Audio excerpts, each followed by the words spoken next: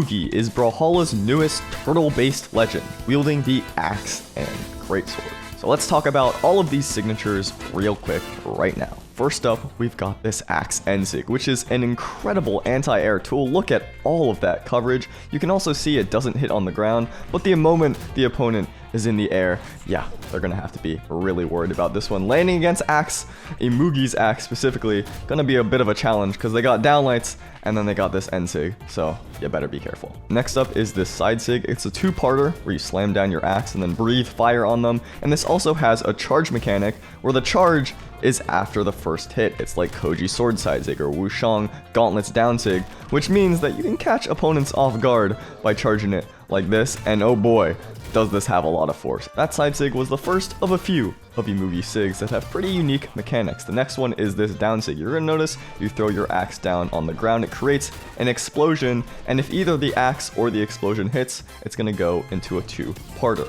where you then slam down with your spinning turtle shell.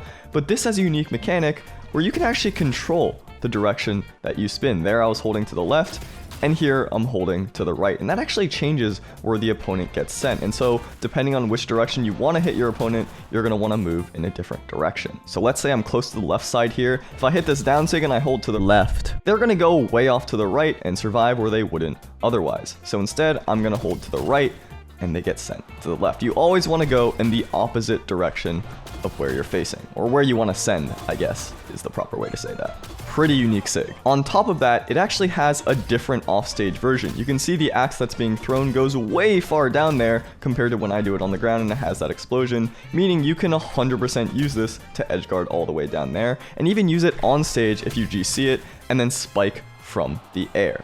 Once again, a very unique sig, and there I'm holding to the right so they don't get sent in the opposite direction, because otherwise that's what's gonna happen. Next up, we've got the Greatsword Nsig, which you can see once again, amazing anti-air tool. Look at that coverage, and it's a reversal spike. They're gonna be sent in the reverse direction of where you use it. So if you wanna send someone to the left, you pivot, turn around to the right before using it. I did that really quickly, but you can see this is essentially what I did. I was facing the left, turn to the right, then use it. And of course, this is gonna be amazing for guarding the ledge right here, because if your opponent tries to jump up, that was the wrong move, then they're gonna be worse for wear in this entire area.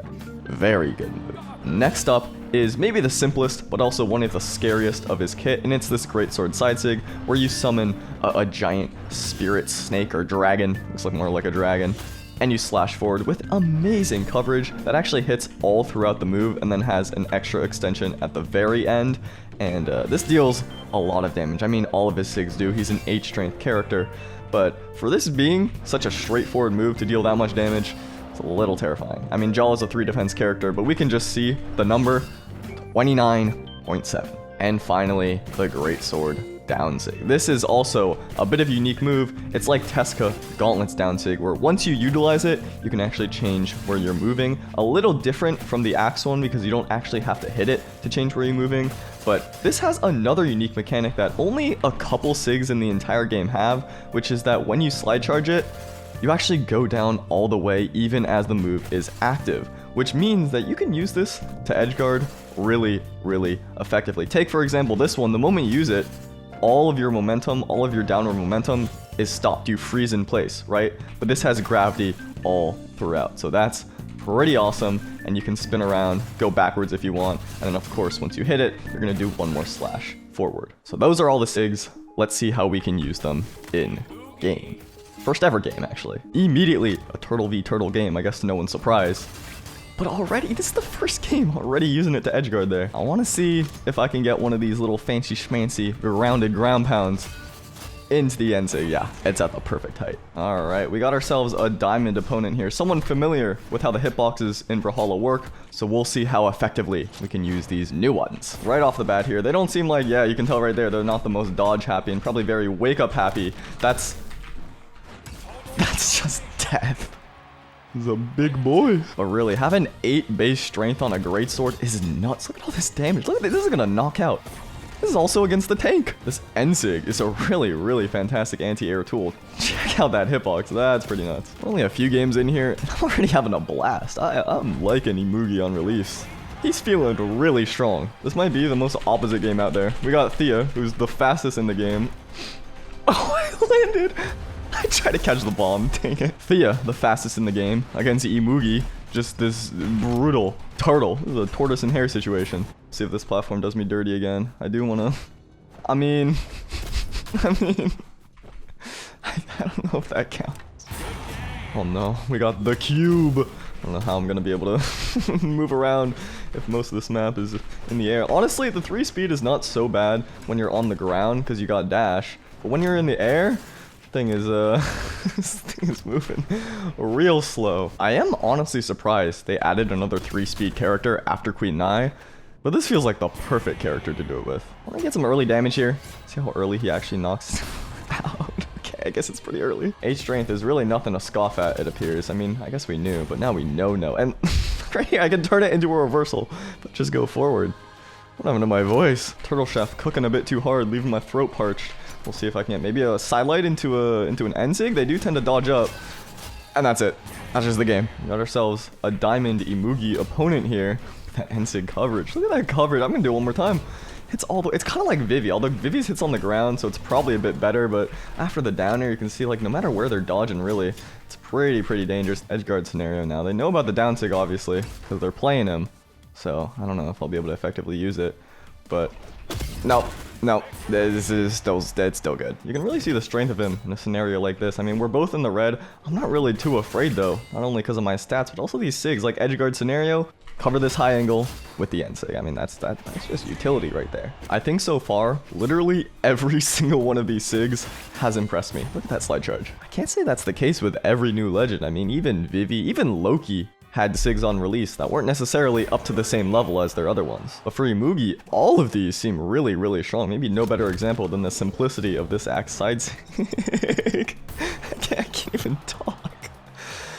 Things just happen sometimes. I don't know what to tell you. Anyway, I was saying there's probably no better example than the axe side SIG, because this thing, with the dash impulse, you can cover half the stage in an instant. Not to mention the force, not to mention the damage. I mean, all of these SIGs are going to be doing some 20, I don't know how this gadget works, 29 damage depending on the target. Not even to mention the angles for the spikes or the utility for the slide charging or the edge guarding. He's feeling really powerful. The biggest weakness, of course, is that speed. The moment I get the speed stance, I'm locking that one in. I'm actually playing against an Imugi on the speed stance right now. Waited for the spot dodge right there, and you can see the side SIG, the range it covers. This move is terrifying. It's maybe not as flashy as spinning like a turtle and going in reverse directions and having all this active control. Okay. I guess with any 2-part SIG, especially one with a projectile, the odds of dropping are high, but it's day 1. That might be a bit of a problem. That could be so sad, though. Imagine your last stock, you get the read of a lifetime G-seeing that down SIG up in the sky to gimp someone early, and then it just drops. That is tragic. Also, though, you can use the platform to get that grounded explosion, even if you're not on the ground itself. That's pretty neat. It is funny that the slowest of all the Greatsword characters has the kit that's probably most well-designed to gimp with it. It's just... It's a little bit of Benjamin Button balance philosophy there, but I'm obviously on board. I mean, anything with a spike, I'm a fan of, always, until the day I croak. Craziest Greatsword string of your life coming up. I got scared. I just tossed it away. I don't know what I'm talking about. I think I'm only a game away from unlocking the speed stance, which I am very excited for, but less excited to get hit by my own balls. Alright, time to make a comeback. 1 stock left. I'm in the orange there. Clean HP. We'll see what I can do here. Not looking great, though. Really nearing the damage ranges now. How high that sidelights at me. 1 hit from anything, and I'm gone. Ooh, they're getting a little bit desperate to get these signatures, to get these knockouts. That's when I can shine. Okay, that was close. But no, I have the reversal. Everything's totally fine. That SIG is really good. I had my EXP calculations a bit off in that last game, but they keep attacking at a hit stun. Oh, I missed the last ground pound. Look how much damage I dealt with just unarmed there. That's what happens when you lock in the 9 strength stance, I suppose. I guess I haven't really used that side SIG much, so there you go. Move is really great. I showed in the beginning of the video, but it has a bit of a hitbox extension at the very end, and then it leaves you in the air, so it's hard to punish, and it hits all throughout. Yeah, this is gonna be it's gonna be definitely a spammed one, I feel. But with the damage, like, I don't blame you. You know what I'm saying? Look at their health bar now, and that's just the stock. kind of crazy. It's especially crazy because this is against Imugi, like a fellow Imugi. It's not like it's Jala, 3 defense, just exploding. No, this is a 8 defense character. And reversal you can do too. And then here I just back up when I use it, and then suddenly this whole area is open for me to side sig. Now, in a real game, you don't fully charge it. Oh, actually interrupted. You don't fully charge it there, but you get what I'm saying. You heard the hit sound. You heard the hit sound. I just got robbed. It's fine. It's fine. It's fine. It's fine. It's fine. All right, let's see it. Dang it. Well, first impressions after this first day. What do I think about Imugi? One of the most terrifying character releases in recent memory.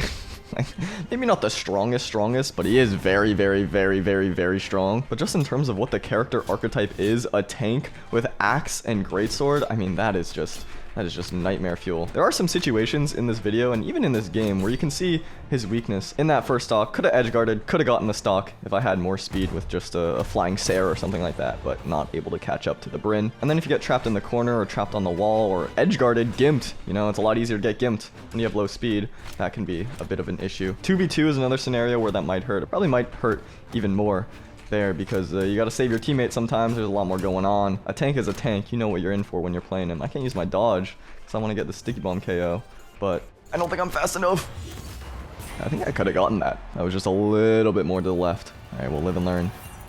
And there's the speed stance. You know, if I had one more point, maybe I can get far enough to the left. Very excited to lock this one in. I'm okay losing 1 point of defense, but that'll be for next time. Because right now, I'm feeling pretty famished. So I'm gonna go eat some lunch.